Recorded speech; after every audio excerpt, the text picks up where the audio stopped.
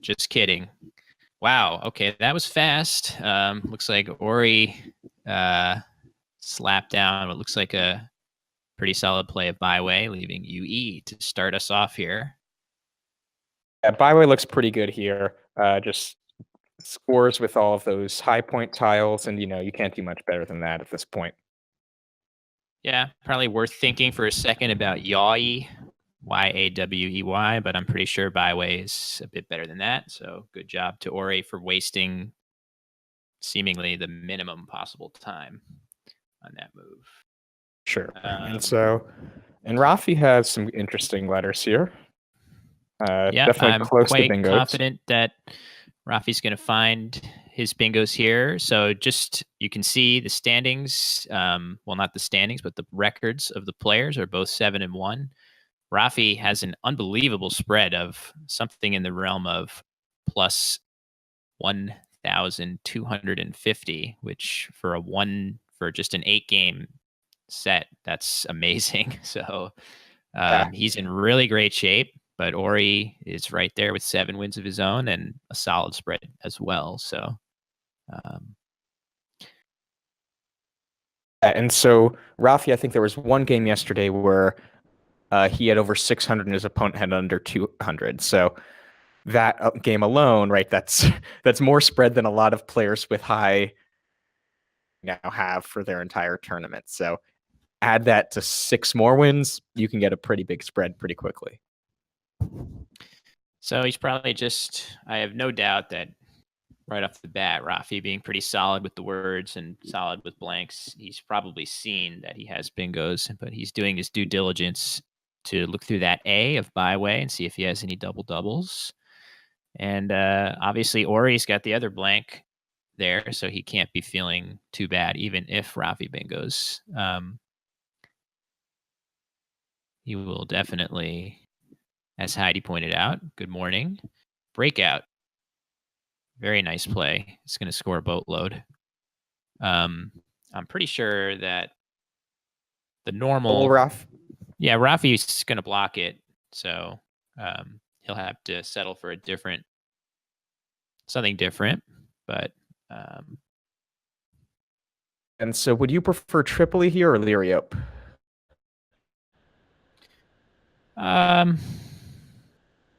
Do they score the same or? I guess no. Liriope scores more. Okay, like. Liriope scores 1 more, and it doesn't hang a vowel. Not that. Well, I mean, Orry does have a K. I'm not sure he has a great way to hit the K on there for a non-bingo play to the triple if Rafi were to play Tripoli. So I think in either case, I'm pretty sure Rafi will settle on Liriope. And so for the viewers at home, there are a few sort of things you want to think about positionally when you have these sorts of decisions, right? So right now, Rafi has 2 potential 7-letter words he could play, both off the B on row 9.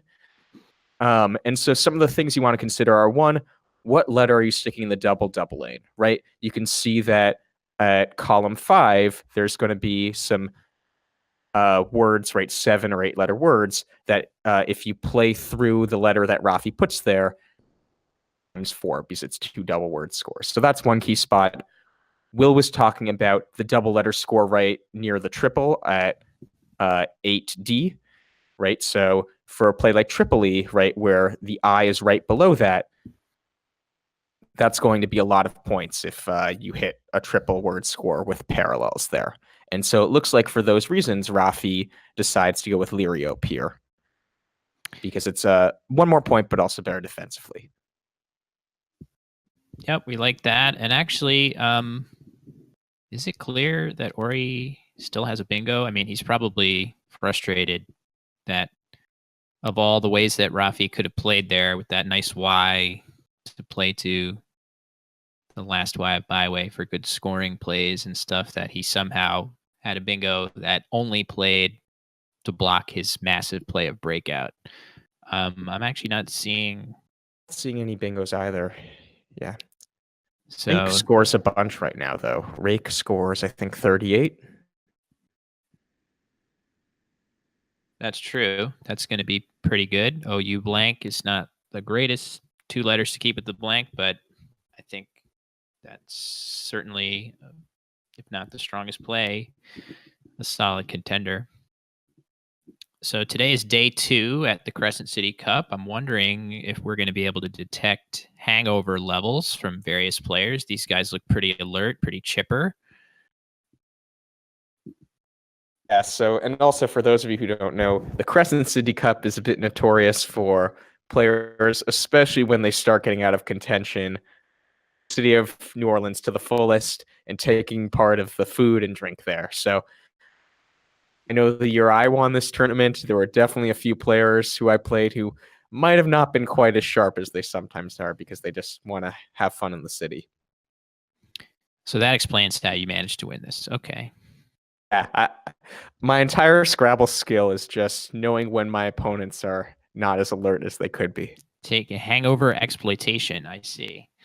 Okay, so Orry switched it up from our first suggestion of rake, instead playing oak, which looks like about a 9 or 10 point sacrifice to keep a significantly better leave than just OU blank. ERU blank is quite nice by comparison. And Rafi's played his rejoinder of a NOLA. He's got vowelitis there, so that looks like a pretty good play to score what he can and shed some vowels. And I have a feeling that Orry will bingo.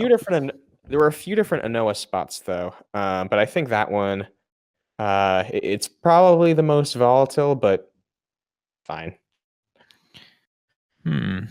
Like he could have played it underneath Larry Ope for a fewer points, but making a better sevens lane for himself and for his leave of EAR with like par.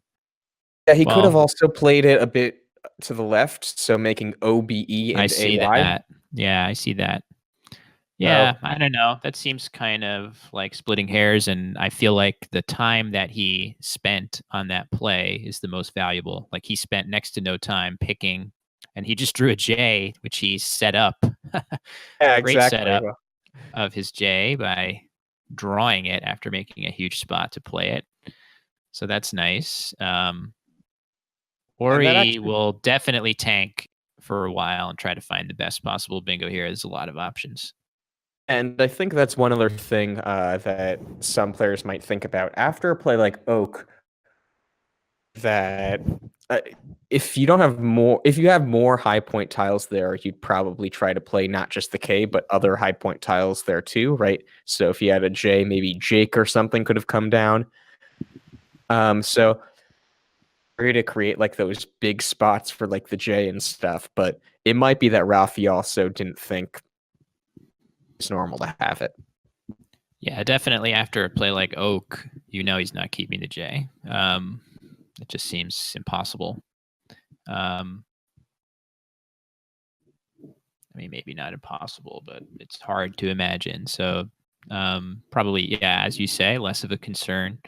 So Orry is going to look for a while through that I in the double lane. There isn't anything there. So it's kind of, again, you have to make sure that you've done your due diligence and looked for a while through there, but eventually he's going to have to pick another spot to play. What do you think is his best idea, Morris? Do you think hooking a Noah with something like Curtis, or I think you're going to say you would much prefer to see him play on top of a Noah parallel to it? It looks like a really nice board to be up on. Yeah, I think I might take a bit of a point sacrifice here and play like Clutter or something for 70 points and making Raw. Right? Or he would have a bit of a lead. And really, if he takes that spot, that's a lot easier for Rafi to hit, both for bingos and for just high point plays with like the J, the H, or something like that. I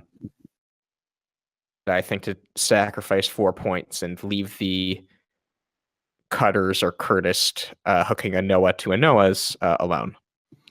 Yeah, that AW hook, not only is it bad for stuff like what Rafi has with the J, it also hooks with a D, verbs ending in ED, hooks with R, hooks with N, hooks with a lot of stuff. So it's definitely much more. Yeah, it does hook with S, but of course that's the one thing that a NOLA also hooks with. So you just take out a lot Fair. more stuff in that spot. So Orry, being a defensive player, Orry is very, very good at stuff like this and understanding board dynamics and getting the board into a position that is very difficult for his opponent to score and come back on. Actually, Rafi is good at that too, but Orry happens to be the one that is about to be up by 50 or 60 points. So,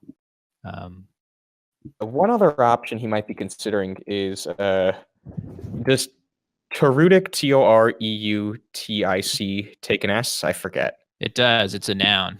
Yeah. So never mind. I was going to say he could play that through the I as sort of a semi-block, but yeah, that wouldn't be worth it. A bit too dangerous. I think that is some kind of like metallurgical word, but I don't remember. So I wonder what Orry's sort of setting up right now. It looks like he has tincture. He can't be. He's not going to play tincture. I don't think. I don't think he'd play that. It's only through the I right now, right? There isn't an N available or anything. Yeah, it would be through the I. I'd be shocked if he played tincture and hang I'd be surprised an E too. and put an E in that volatile spot. I think he just signed the blank slips. So let's see what he plays. Okay, this is just the sort of play that we expected. Yeah, this is very Orry. So it looks like he's going to play Curtis. Slightly preferred clutter. Yeah, the E may be a little more dangerous to put there than a T. Just more 6-letter words, so the triple can play here, but otherwise it's pretty similar, right? Yeah, I think it's a great play, and it's the kind of play that Orry definitely makes, and a few. I think some TWL players specifically tend to sometimes sacrifice points in these sorts of situations, and I'm a fan. It doesn't mean it's right at all, but I like this sort of style for sure. Good question, Lewis. Is defense a bigger issue in TWL? I tend to think that it is, just because slightly fewer words and hooks means that there are more situations where a defensive approach is going to pay off. Just slightly fewer bingos and stuff like that.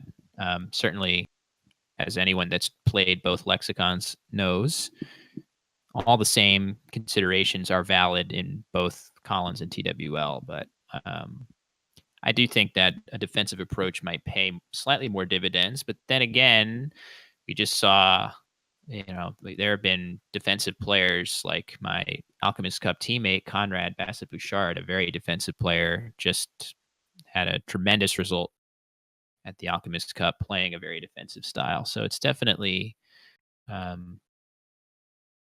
within reason, both approaches can work in both lexicons. And so Rafi's had his J blocked. What's he going to do here, Morris?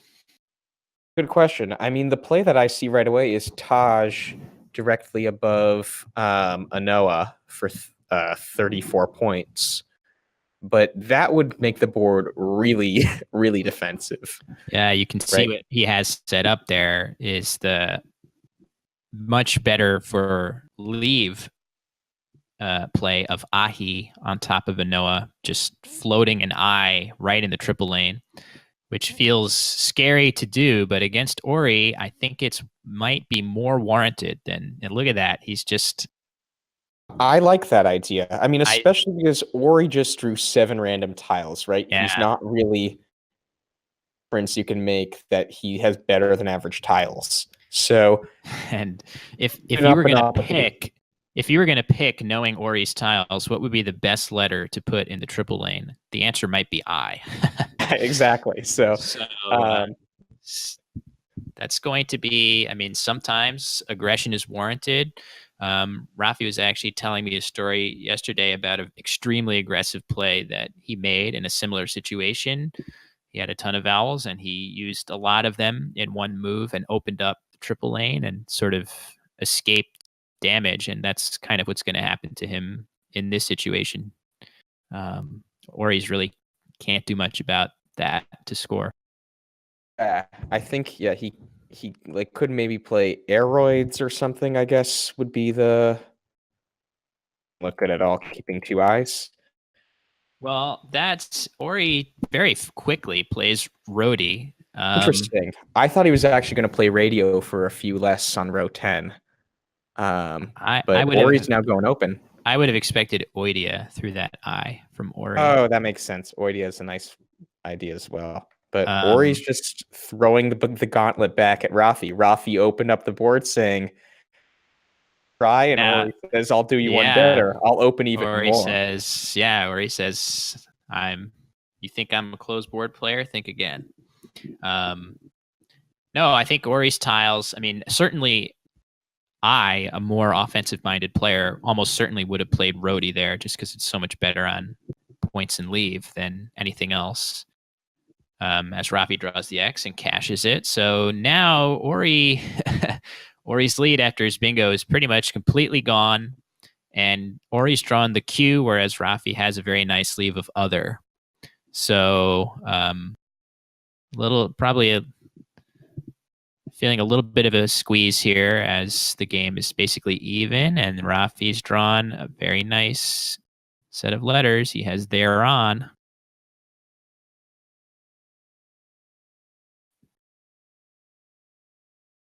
And here in two does not.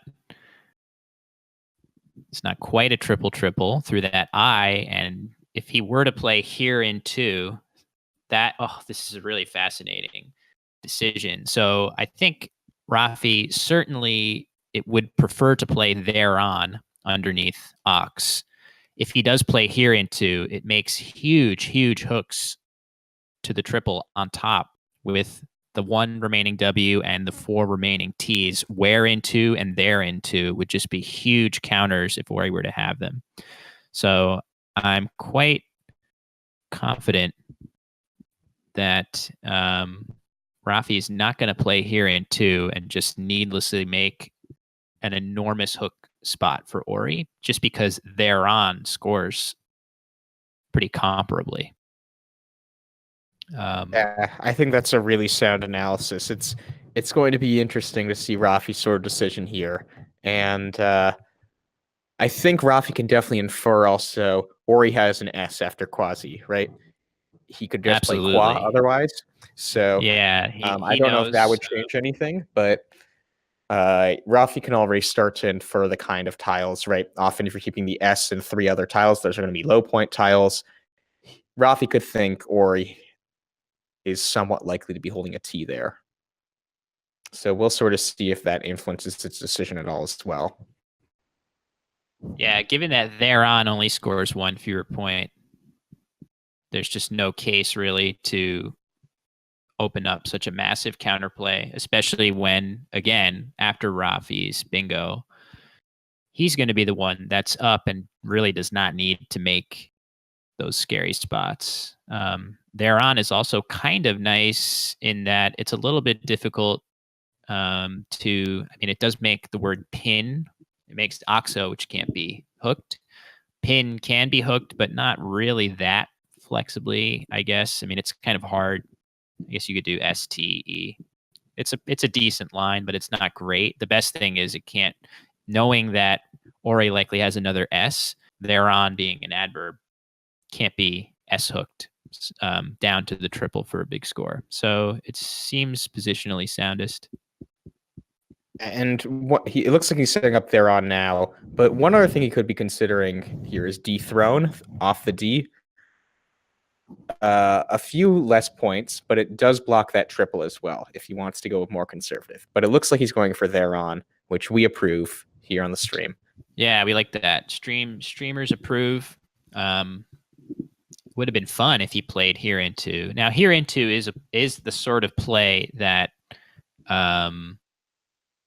perhaps you would consider making against, I mean, Rafi and Orry are both very, very skilled players, but it's possible that Rafi might have played here into against a lower seeded player and tried to catch them off guard with the hook later on, but Orry is not going to fall for that. And what's Orry going to do here? He's now, his lead is gone, and he's now trailing by not exactly, but he's trailing by 55. It's also kind of amazing that it looks like that eye that Rafi floated out a few turns ago that we were a bit nervous Hasn't about. been touched, yeah. It hasn't been touched. It doesn't look like it's going to be touched this turn either. Yeah, 4 turns have elapsed, 2 for each player, and neither player has really come close to. I mean, I'm sure they've considered plays in that spot, but the plays they made were all pretty significantly better than any through that eye. So, and actually, one thing to point out here is there are a ton of E's unseen. oh yeah, look at that. Tile pull cons, right? There's only 2 A's left, only 3 I's left, only 2 O's left, but there are 9 so E's. many E's. So that should definitely be something both players will be considering. I mean, Rafi has 2 of them, so it doesn't look quite as extreme on his end, but Orry might be thinking that is good with an E, which most leaves are, but definitely something you want to be keeping extra attention to. Yeah, and given that, I think Orry can probably surmise that if he were to just keep kind of the bingo friendliest leave that he can get here, he's going to get help from the bag in the form of those E's. Bryn suggests the potential play of Lido. That looks pretty good. It's kind of an interesting decision which of those words to play through the eye. Oh, wow. Orry's gone a totally different direction. He's setting up his O here. Hill and S, obviously. But that's a really interesting play as opposed to playing through that I. So now he's basically scored about as well as his plays through the I, and he's made another very credible threat. And this might go back to there aren't that many O's left, right? All of the vowels except the E, I guess the E and the U, neither have been played really, but the other ones, as a result, have been mostly exhausted. So from Orry's perspective, it's one of these things where I think that's a great move. I'm just looking at it a little longer, and I just love it for those reasons that you're describing, Morris. So from his perspective, there are only 2 O's left in the game. There's just so much. There's so much upside for him now. Obviously, if Rafi has good, if he has an O himself, he could triple. There's a lot of good things that can happen for Orry after Hill. Good job. That's really, I like that. Very impressive. And so if you're Rafi now, I think you probably have to. Do you think Orry's setting up an O there, or? I think you have to, right? Unless he has 3 L's or something. It's certainly much likelier than usual. The O, as we like to say, is in his range a ton of the time after Hill. It's not 100%, but it's a lot. So what should Rafi do? He could play Vimin through the I. That seems okay, leaving UTE, I guess. That jumps out as one of those words you see constantly. Do Avenue through the A in Rhodey. That has some merit, but I don't know what it really accomplishes other than scoring a decent number of points. It doesn't really block the I. I think in Rafi's shoes, I would prefer to accomplish more with my move than Avenue does.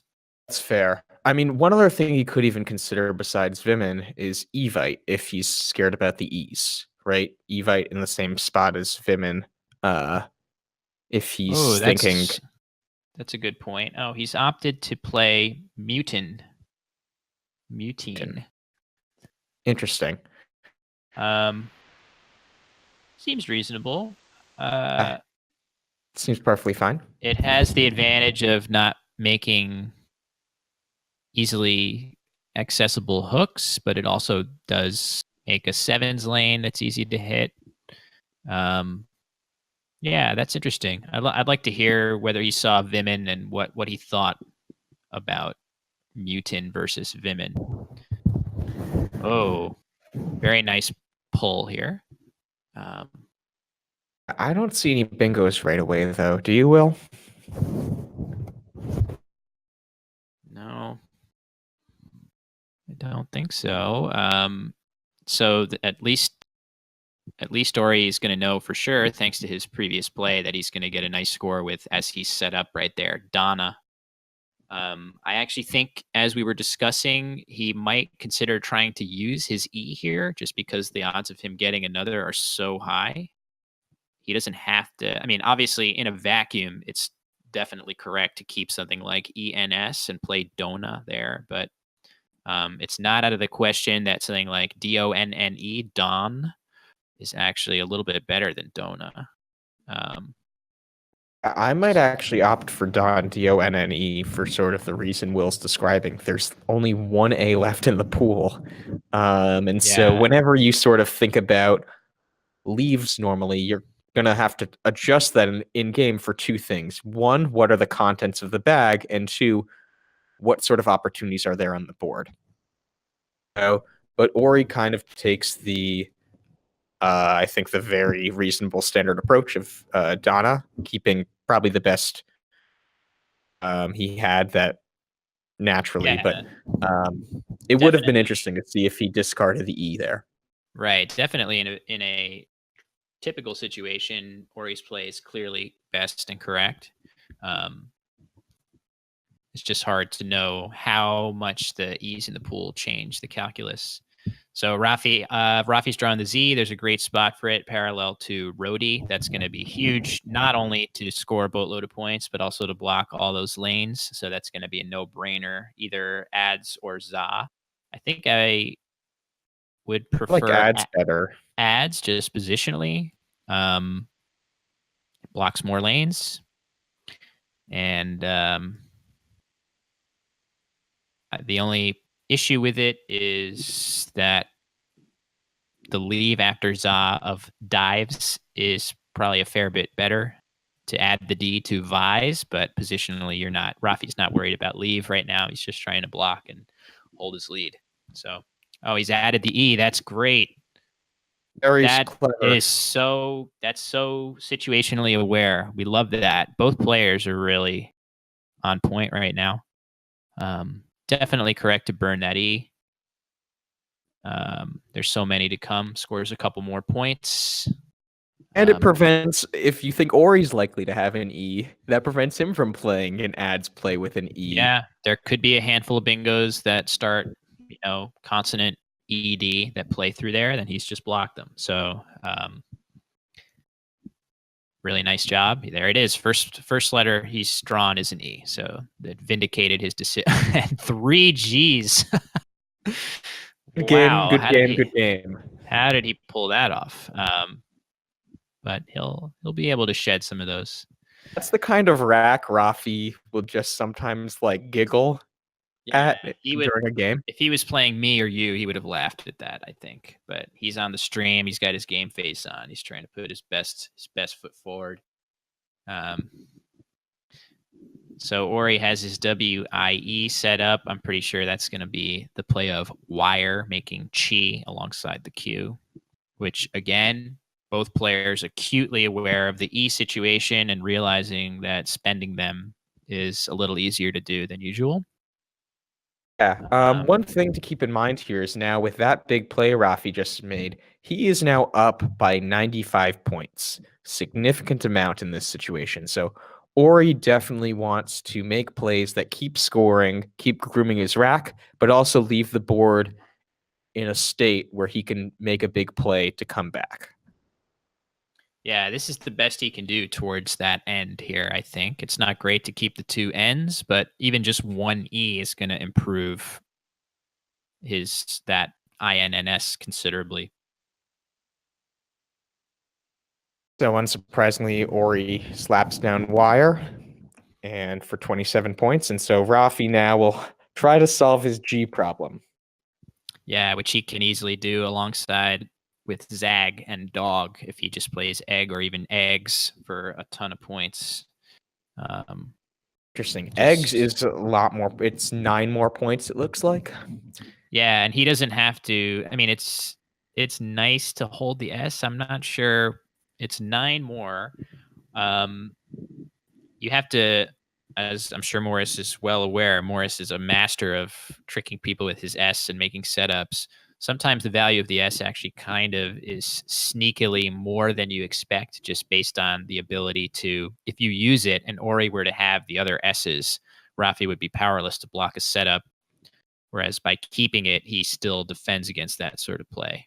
So it's kind of close. It might be a little closer than it's a 9-point difference. I feel like I would usually tack the S on, but it's probably closer than that in this situation, just because a damaging S setup is one of the ways that Orry could make a ton of those points back if he were to figure out a way to do it.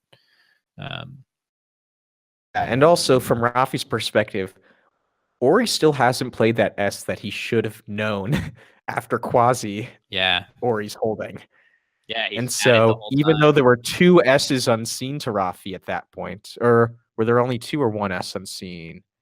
Yeah, 2 at the time. 2 and 1 is he knows is in Orry's control. So he might be thinking, since I'm pretty sure Orry has the S, I might just want to keep this in case Orry does try to make that sneaky S setup at some point. Which he might be doing here with Pun. It looks like that's on his rack, and he might be trying to do Pun off Mutine. Yeah, although, again, he needs something a bit heavier than that. But I think that was easily his best equity play in that situation, and he does have an S, so there is some positive to that. But if Rafi were to see Orry cash that S setup, he's probably not going to be that upset. And also, he just drew the other one. So he's feeling pretty good. Or rather, no, sorry, he had it. So there is another lurking. My mistake. Quickly, he plays Gov. That looks pretty good to me. Gov looks great there. Yeah, that play Orry made really helped out Rafi's equity there. It seems pretty. Yeah, it's the kind of play that you see pretty quickly. Don't need to think much about. Slap it down. Yeah, definitely. Nice. Also, when your clock is getting in that sub 10-minute range, it's great to have a play like that where you're 99.9% sure is the right play right off the bat. So Orry's running out of time, and Rafi is just scoring so well as he continues to not open much. So it's feverishly good. It's becoming tougher to see how Orry's going to wrest this game back. But I can remember one game that I lost to Orry where he just, I couldn't believe that he managed to come back and make this amazing setup for a J that was completely unblockable. And I was in control the whole game and lost. So I would not be surprised if there were a way to do it if Orry found it. Yeah, this is going to be a turn where I think Orry will think a fair amount, because at this point there aren't that many tiles left in the game. Amount of unknowns becomes less and less, and it seems like sort of a key turning point. Even if you're down by over 100, a minute or two, just to make sure there's no remote chance.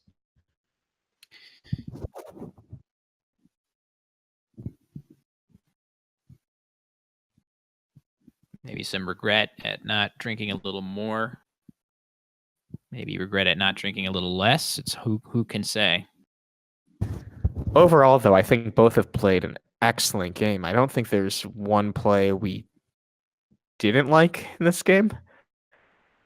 Basically, Yeah, everything we highly approved of, especially some of the more nuanced ones. Like Curtis was good and we liked a lot. Hill was really clever that we didn't even see right away. we So liked Orry, Ahi. We liked Ahi. It was very warranted that Rafi make a bold move there, and just look at how it paid off. At that point in the game, when Rafi played Ahi, he was down by 50 or 60, something like that, and he opted for an aggressive play against a defensive player. And now look at the score. So never let anybody tell you that always opening the triple is wrong. in general, whenever you hear someone say always or never, there's an exception. Especially in Scrabble. There are exception cases. And Yeah, we always like to try to find those exceptions. For example, the winner of the Crescent City Cup is always a grandmaster. No, that's incorrect. Morris Greenberg is a mere serf, a peasant. I've become an expert this year, actually. You are an expert. That's true. Just kidding, Morris. Everybody knows if Morris knew the dictionary solid, he would be a national champion by now. But he's too busy working and having a life and going to the gym and doing all these loser things. So what are you going to do? Orry opts to play Flint. Yeah. Flint. I guess what do we think about that? It looks okay, I guess. There's like nothing that looks any good to me here. So if he had a good reason for that, I trust him because it's just a very hopeless situation. Did you see anything that you particularly liked there? Not really. I have to guess Orry's at this point thinking he needs a specific high point bingo, probably ending in O off of the O and Oak. He might be specifically trying to. Oh, sure, that could be. Yeah, right. Certainly, he's not drawn it. Yeah, it doesn't look great for him. Rafi thinking about playing Shrivel here to block that to the AL of. That looks really sharp. If he does that. So there are 8 in the bag right now for Rafi. So by playing Shrivel, he would be leaving 2. I would have thought, yeah, maybe something with pin. So as Bryn suggested, Shiver, that looks like it just scores too many points. There's just nothing Orry could do after Shiver that would win him the game, even bingoing. And Rafi has so much Shrivel. Worst case scenarios here, though. Shrivel's only 6 fewer points. So if there is a huge bingo, which I'm not seeing one right now, so this could be a superfluous point, but bingo ending in O, 6 points, you have enough of a lead that I think it's worth it. But that all depends on if there is that bingo, if there is that worst case scenario. Yeah, I think that's one of those plays that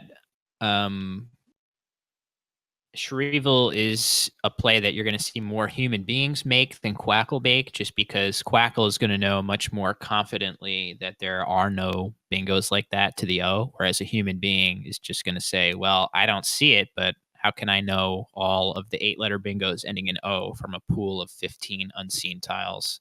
So it might be the case that Shiver or Sheriff with the 1F or something in that spot is actually mathematically better, but Rafi might feel more comfortable with Shrivel just because he's a human being.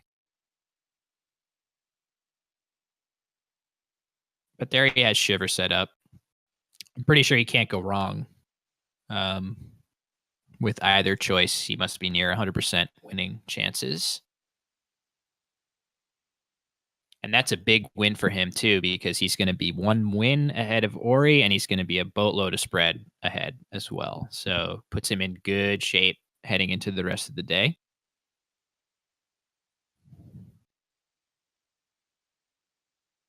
That's right. I mean, Rafi, it's always really clutch to beat not just any player, but like one of the best players in the field when you guys are tied record wise, because you have a bit more of a cushion and you're likely to not play them for a bit. Yeah, very, very reassuring when that happens. But obviously, after this game, there will be 11 games to go. That's way more than enough time for Orry to catch Rafi. So it's just one stepping stone. And one more thing to point out here is that if Rafi makes a play of more than 2 letters, Orry can't bingo twice by the amount of tiles left in the pool. Yeah, which we know Rafi will play something more than 2. Yeah, but it's actually something that I think I've sometimes just forgotten to think about. Like, if I'm up by more than 1 bingo amount, how can I lose? My opponent bingos twice. I should try to make sure that they can't do that. And so Yeah. the easiest way to do that is literally not have enough letters in the bag to do that. It's actually really hard for me. It's taken years actually to really clearly be able to think in most of my games, not every game, because I still make this mistake, but really take the time to actually stop, breathe, and think to yourself, what are the ways I can lose this game? It sounds simple, but given all the other stuff that you're doing in a game of Scrabble, ooh, this is so interesting. Wow, very interesting. He's going for maximum defense here with this play. I like Rafi, it. I like it, if only because it must tank Ori's bingo percentage massively here. And you love that. Also setting up his H. it's a really cool play. The H That's a setup there cool is really play. nifty. Yeah. And it must be that Rafi was going through the possibilities also of if there were any bingos down to the O, but it could be also the spot he just blocked, column 14 or column, I guess that would Yeah. be. I'm just looking at that play and I really like it. And obviously, to add insult to injury, he's just drawn bingos that play to the S of 5s. He can play sheeters or sheerist or whatever he wants in that spot. Um, so Rafi's done that before against me. I felt like we were playing a good game. He kept having a lead, and I kept, throwing the gauntlet at him, kind of like Orry did. And then Rafi just bingos out with like an easy bingo, and he wins by like 200 as a result. And I'm like, that game was a much better game than yeah, merited. it's just so funny because he's made a play with the express intention of blocking literally as many bingos as possible with 5s, and he drew one anyway, in spite of himself. So that's just the way the game's gone since Ahi. Really, is kind of a turning point. Had he played Taj, that's certainly more defensive, but it would have been such a different game. And to be fair, there were a few other key points sort of like that, right? When Orry played Curtis, if he went for a higher point bingo, Rafi would have had a huge J play. Yeah, And totally. so you can sort of see the dividends that small differences can sometimes have in these crazy game situations. Yeah, we're very impressed. It's hard to think of a play that Orry has made any missteps on as well. So this is maybe the cleanest game that we've seen to this point. Not surprising, given that these are two really, really good players.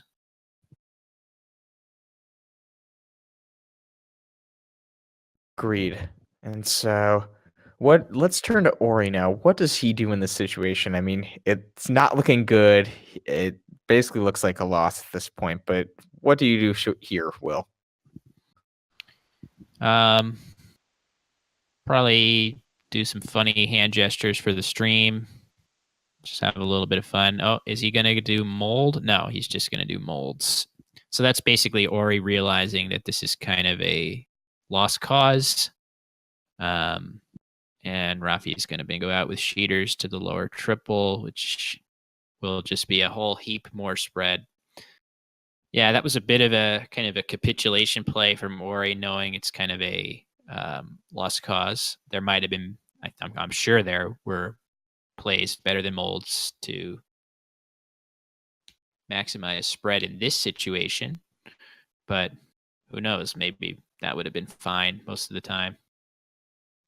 Looks like a challenge, just a courtesy challenge at the end of the game. No cost to it. So that was a really entertaining game. A number of really high-level choices made by both players. So hopefully that was, I mean, I found that pretty educational. And hopefully so did all of you viewers. Yeah, this was great game overall. Even though the outcome was an almost 200-point difference, high quality play, and we hope to see that continue in the next few games. Yeah, if we're lucky enough to see a rematch of this, it could just as easily go the other way. So, if Orry were to draw the right stuff. So, anyway, I think that'll do for us for round 9. But we will be right back in not too long with round 10. 2 of us, Morris and I, are here with you throughout the morning until the lunch break. So we'll be back in not too long with round 10. And we think it's going to be, we know that it's going to be TWL. We think it's going to be Josh Sokol on the stream. So all of you Sokol heads out there, get ready for some fun because he can be a treat to watch. So we'll catch up with you guys in just a bit. Good one, guys.